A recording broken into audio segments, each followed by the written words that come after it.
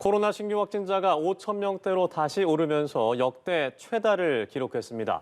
사망자 수와 위중증 환자도 코로나 사태 이후 가장 많았습니다. 네, 이런 상황에서 국내 오미크론 확진자는 3명이 더 나오면서 추가 확산의 우려가 커지고 있습니다. 오늘 코로나19 상황 전문가와 함께 짚어보겠습니다. 백순영 가톨릭대 의대 명예교수 모셨습니다. 어서 오세요. 네, 안녕하세요. 네, 어서 오십시오. 앞서 언급해드린 대로 코로나19 신규 확진자, 위중증 환자, 사망자 모두 역대 최다를 기록했습니다. 말 그대로 진짜 위기라고 할 수 있을 것 같은데요. 당장 다음 주부터 거리 두기 4단계에 해당하는 이 특별 방역 대책이 시행되는데 이 코로나19 확산세 좀 막을 수 있겠습니까? 예, 어려울 것 같습니다.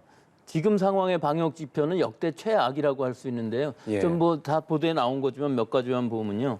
일단 오늘 확진자 수가 5,352명으로 어제보다 408명 늘었는데 이건 엊그제 5,266명보다도 기록을 갱신한 상황이거든요. 예. 여기에다가 중환자 수가 752명, 16명이 늘어서 이것도 역대 최저치고요. 사망자 수가 문제입니다. 예. 이 70명 사망한 것이 역대 최대치인데 사실은 이게 사망한다는 것은 위중증 환자가 많이 줄어야 된다는 것을 뜻하는데 지금 상황은 그렇지 않아 보입니다. 일단 대기 중에 환자들이 많고 대기 중에 사망하시는 분, 즉 중환자실에 가보지도 못하고 사망하시는 분들이 많은 것 같아서 사망자는 늘어나는데 위중증 환자 수는 좀 많이 줄지 않는 이런 상황으로 보이고요. 실제 이 사망자를 보면은 11월 1일 이후에 오늘 발표까지 979명이 사망을 하셨어요. 네. 근데 누적으로는 3,809명이거든요. 근데 작년 1월 20일부터기 때문에 거의 2년간인데 지금 한 달 정도에 25.7%가 사망했다. 거의 4분의 1이 사망했다는 것은 굉장히 심각한 수준이라고 볼 수가 있고요. 사실은 4단계 수준이라고 좀 말씀을 하셨지만 지난번에 4단계하고는 좀 다른 것이 영업시간 제한이라든지 유흥업소라 네. 집합금지라든지 이런 것들은 없이 다만 수도권에서 10명을 6명으로 미접종자 1명 포함 정도로 줄인 것이기 때문에 여기에 이제 방역 패스 추가 접종 이런 것들이 합쳐져서 사실 방역면으로만 보면은 당분간 이 유행의 확산이 예상되는 상황이라서 아주 위험하고 결국은 우리 개인들이 얼마나 마스크 쓰기 잘하고 손 씻기 잘하고 환기 잘하고 또 모임을 줄임으로 해서 접촉을 줄이는 이 방식 이외에는 유행의 확산을 줄일 방법은 지금으로서는 없어 보입니다. 네, 이 수치만 봐도 교수님께서 말씀해 주신 것처럼 전국적으로 이 코로나 상황이 상당히 심각해 보이는데 특히나 오미크론에 있어서 좀 국내 집단 감염이 점차 번지고 있는 양상이거든요. 인천 미추홀구의 한 교회에서는 지금 17명의 확진자가 발생을 했고 이 중에 6명이 변이 의심자로 지금 분류가 돼서 검사를 받고 있는 중인데 이게 궁금한 게 오미크론이 기존의 델타 변이 바이러스와 비교를 했을 때 증상 면에서 어떤 차이점이 있습니까? 그게 아직 확실치는 않습니다. 하지만 대부분 경증이라고 하는데 이 경증이라고 하는 것도 사실은 대부분이 젊은 층이거든요. 우리나라의 예. 경우도 마찬가지입니다. 지금 6명 오미크론으로 확진된 사람, 그 나머지 3명 이외에 엊그제 발표한 이 6명인 경우에는 2명이 예방접종을 받았고 4명은 전혀 예방접종을 받지 않았었거든요. 네. 근데 5명이 무증상인데다가 1명은 미열 정도 있는 정도로 아주 경증이었습니다. 그리고 이 남아공에서 나오는 결과들을 보더라도 이 젊은 사람들이 극도의 피로감이라든지 발열, 마른 기침, 인후통, 두통, 맥박수 증가 정도의 좀 다 경증 상황이고 기침을 심하게 한다든가 고열이 난다든가 이런 것들이 다 없거든요. 더구나 미각, 후각을 상실하는 케이스도 상당히 적다고 합니다. 하지만 이 경증, 무증상 이 상황은 델타 변이라고 하더라도 젊은 층에 있어서는 대부분 경증으로 넘어가는 경우도 많거든요. 그래서 지금 상황에서는 이것이 확실히 경증이다 하는 것까지 얘기할 수는 없습니다만은 전체적인 임상 역학의 증거들을 보면은 그렇게 중증으로 가는 사람은 현재까지 없다. 더구나 세계적으로 사망자는 아직까지 없다는 것으로 봐서 이 오미크론이 우리 생각한 것만큼 그렇게 우려할 정도는 아니지 않나 그런 생각도 듭니다. 네, 이 본인이 인지하지 못할 정도면 그냥 일상적으로 생활하면서 더 퍼질 수 있는 그런 우려가 있는 거 아니겠습니까? 그거는 물론 커지죠. 예, 일상적으로 생활을 하고 있는데 본인은 그냥 권태감 정도 느낄 정도로 근육통이 있다 하더라도 독감 정도가 아니고 피곤한 정도라는 의미거든요. 네. 그렇기 때문에 자신도 모르는 사이에 많은 사람들한테 감염시키면서 또 고령층에 감염이 되면은 분명히 피해가 나올 것이기 때문에 이 전파력이 강하다는 것이 치명률이 낮다 할지라도 환자 수가 늘어나면 그만큼 고령층에서는 피해가 있을 수밖에 없기 때문에 사실 안심할 만한 상황은 아니긴 합니다만은 또한 이것이 자연 면역을 얻게 해주는 효과도 분명히 있기 때문에 예. 무증상으로 만약에 고령층에서 예방 접종이 어느 정도 효과를 줘서 증상이 악화되지만 않는다면, 사망하시지만 않는다면은 충분히 전 인류가 면역력을 얻어가는 시기는 더 빨라질 수 있고 또 종식도 가까워질 수 있는 축복이라고도 할 수 있는 상황이긴 한데 아직은 데이터가 그만큼 쌓이지는 않았습니다. 네.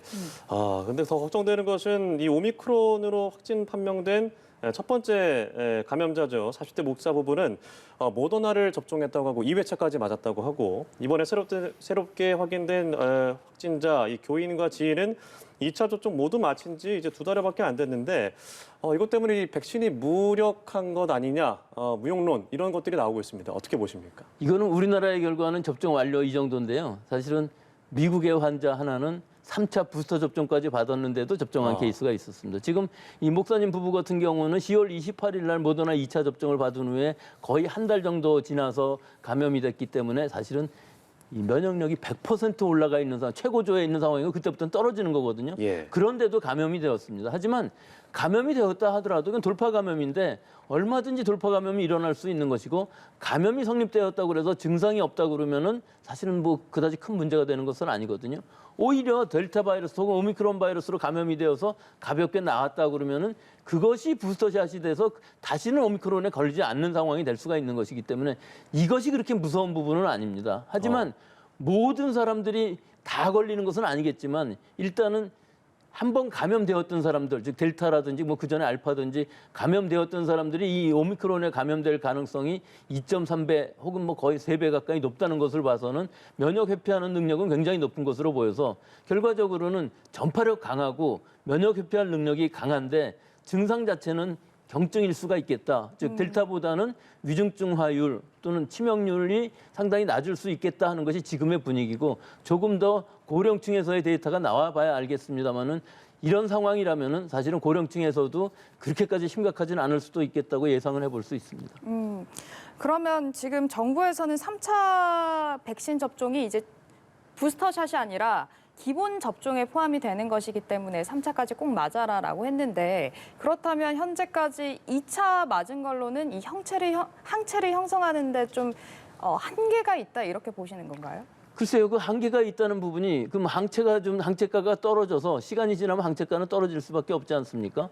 오미크론 바이러스가 변이주가 들어와서 감염이 됐다 할지라도 항체가 막아주는 속도와 바이러스가 증식하는 속도가 빠르다면 증상이 나타날 것이지만 이 면역이라는 함은 이런 항체 면역 이외에도 우리가 T세포의 면역이라는 세포 면역이 있기 때문에 억제를 해주죠. 그럼 증식해서 바이러스가 많아지는 것을 막아주게 되면 결국 바이러스를 제거하게 되고 사람은 완치가 되는 것이죠. 하기 때문에 2차 접종 이후에 부스터 접종까지 맞는다면 항체가도 굉장히 높아질 뿐만 아니라 이런 세포 면역도 커지기 때문에 감염된다 할지라도 안심할 수 있는 상황이 될 수가 있어서 추가 접종이 필요합니다만은 사실은 모든 연령층에서 접종받는 건 아직까지도 놀라는 점이 있습니다. 예. 60세 이상의 고령층인 경우에는 부스터샷을 꼭 해야 될 것이고 전 연령층에서 기저질환이 있으신 분들, 몸이 약하신 분들은 필수적으로 해야 되겠지만 사실은 기본 접종으로 3차까지 한다는 의미는 이 18세에서 49세 정도까지는 좀 자기 자신이 결정할 수도 있을 것으로 보여서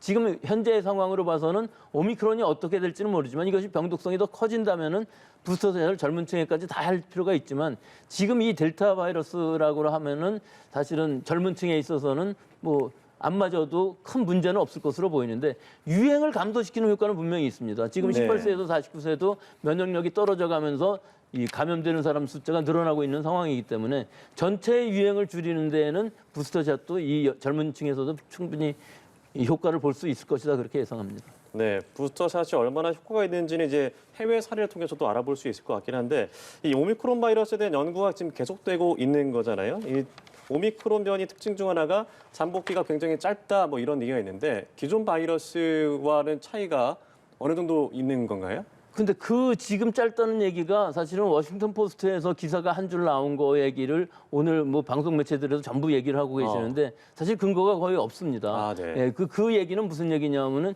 이 미네소타에 거주하는 한 사람이 뉴욕에 갔다가 돌아왔는데 감염이 됐어요. 근데 이 사람이 부스터 접종까지 맞은 상황인데 감염이 되었고 빠른 시간에 2, 3일 안에 증상이 나타났고 바로 없어졌다는 겁니다. 네. 그래서 안심한다는 거죠, 거꾸로. 경증으로 끝나지 않느냐 이런 얘기였는데 이게 한 케이스입니다. 그리고 전 세계적으로 봤을 때는 오히려 이 인큐베이션 피어리어드, 감염이 된 다음에 증상이 나타날 때까지의 시간이 상당히 더 긴 거 아니냐 그런 여론들이 더 많고 연구 결과라기보다는 임상 결과들이 그런 걸 나타내고 있기 때문에 만약에 그렇다면은 오히려 우리 사람들이 그 면역이 되는 즉 이 바이러스를 제거하는데 시간을 벌 수가 있기 때문에 그렇게 중증으로 가지 않을 가능성이 있거든요. 이건 뭘 얘기하냐면은 전파는 잘 됐지만 증식하는 데는 상당히 시간이 걸리기 때문에 증식력은 더 낮은 게 아닌가.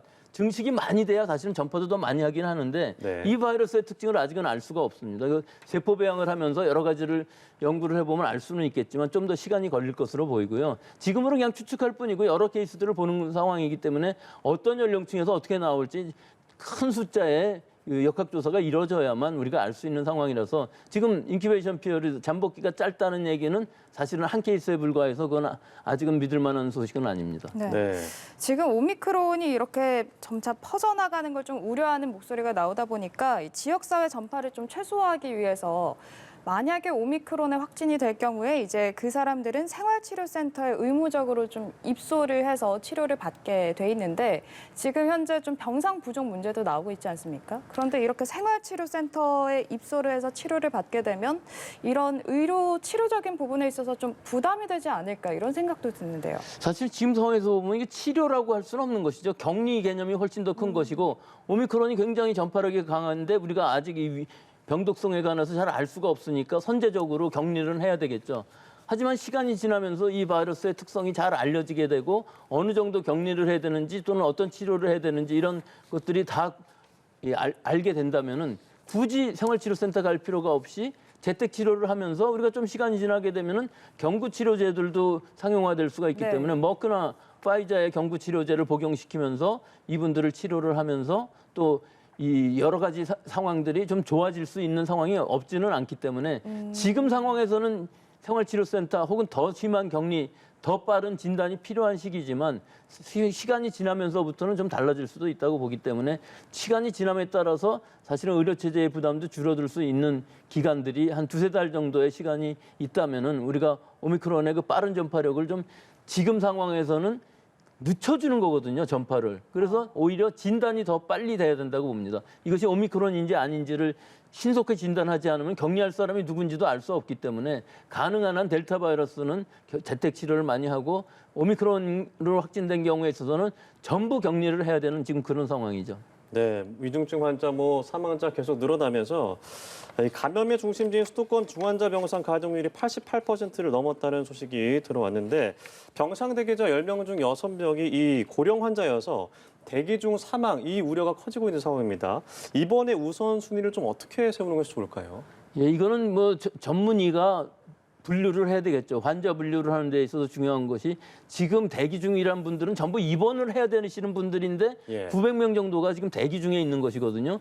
또 요양병원, 요양원 경우도 마찬가지입니다. 요양병원, 요양원에서 대기 중에 사망하시는 분들이 계실 것으로 보이고 치료가 가능한 한 요양병원이 지금으로서는 많지가 않아서 병상 확보가 더 중요하기도 하면서 또 환자 분류가 더 중요하죠. 그럼 어떤 분을 먼저 보낼 것이냐 하면은 지금 상황으로 봐서 이 코로나 바이러스라는 건 산소 포화도를 봤을 때 94% 밑으로 가게 되면 굉장히 위험해지기 때문에 예. 그런 여러 가지 증상들을 진찰을 해서 과연 어떻게 빨리 누구를 먼저 보낼 것이냐는 것을 결정해야 되는데 사실은 지금 제일 중요한 것이 이 입원 환자를 병상 대기하는 사람들을 분류하는 것, 즉 생활치료센터 갈 것이냐 혹은 재택치료를 할 것이냐 아니면 입원을 해야 되느냐 하는 것인데 제일 중요한 것이 입원하는 사람들을 분류해내는 것이겠죠.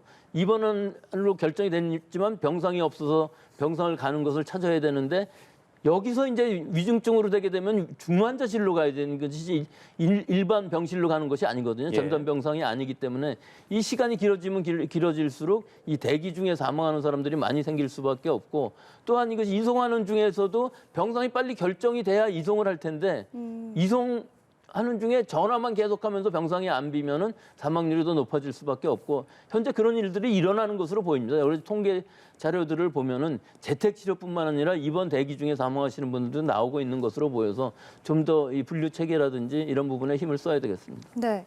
그리고 이 백신 관련해서 원래 12세 이상 어린이한테만 사용할 수 있게 이렇게 제한이 됐었는데 이번에 미국에서 신생아를 포함한 모든 연령 아동에게 쓸 수 있는 백신 치료제가 개발이 됐다면서요? 이건 백신 치료제라기보다는 원래 있던 항체 치료제를 얘기하는 겁니다. 네. 일라이 릴리에서 12세 이상 40kg 이상의 환자에게 이 치료제를 사용할 수 있게 했었는데 네. 이 치료제라는 건 사실 초기에 바이러스 증식을 막음으로 해서 중증으로 가는 것을 막아주는 효과를 갖고 있었죠. 하지만 이번에 FDA에서 승인한 것은 전 연령층에서 사용할 수 있게끔 했기 때문에 0세에서부터 1세 사이에서도 사용할 수가 있습니다.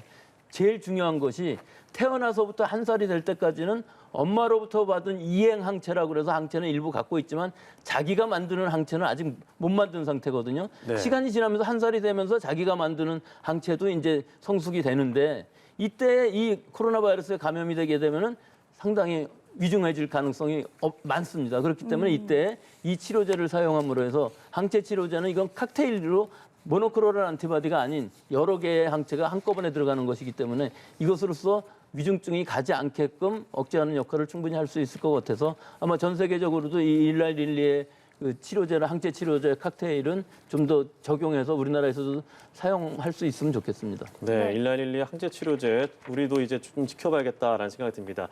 자, 이렇게 대담 마치도록 하겠습니다. 백순영 가톨릭대 의대 명예교수와 함께 코로나 상황 짚어봤습니다. 고맙습니다. 고맙습니다.